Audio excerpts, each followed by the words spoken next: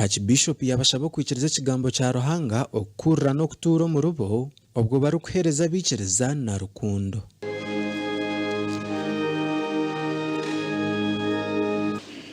Gishengerwa ikigambo cya Ruhanga muje kuba barangiza ikigambo cya Ruhanga n'icyo mugasho kandi n'icyo mutanga tarwa kuje kukirangira ngo nibikanisa imyaka yone murabere wetebikanisa nahati kuza kuhasirwa abandi gusigwa amashita tora n'umurimo w'umutanga ukurangira ikigambo cya Ruhanga kikoreke urwo ikigambo cya Ruhanga ubwo yabihanangiriza kugendera mu kirari cya Yesu Kristo oriyo mugesa mukuru mu Keleziya. Mwetegereze kurungi urwo buhereza okwaza kutunga buhereza mu Keleziya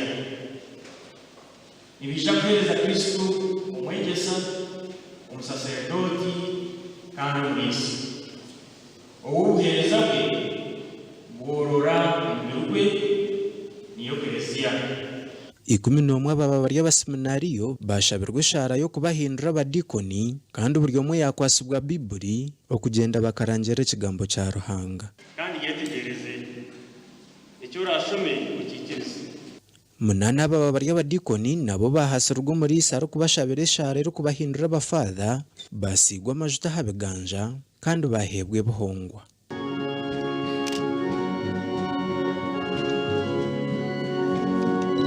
Umukoro gwahikwaho na mukuru w'abakristo mu Uganda.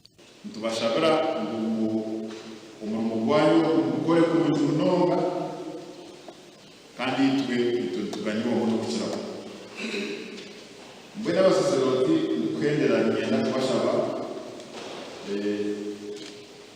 hawa ile kushikeshara yo mushirire Francisco Asisi ya kama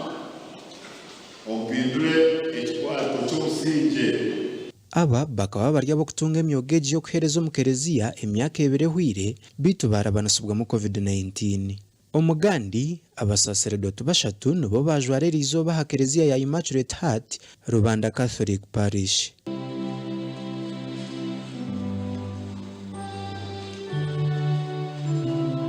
Umukoro gwo kujweka Abasaaserodooti gwakurwa Bishop wa Kabare Karistiro Baramira kandi habo kuratire biragiro bya COVID-19 abantu bakene babikiriza ubwaha mwanyogo.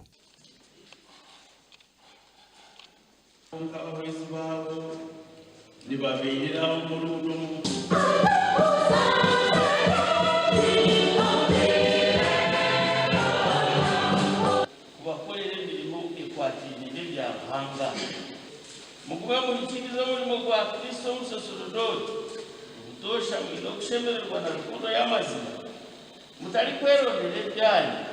Abajwara na Ivan Mutekanga, Zefrino Tumwejonese hamwe na Innocent Tumwekwase. Aha wa TV West nda Aidan Bataringaya hamwe na Job na Manyapuri.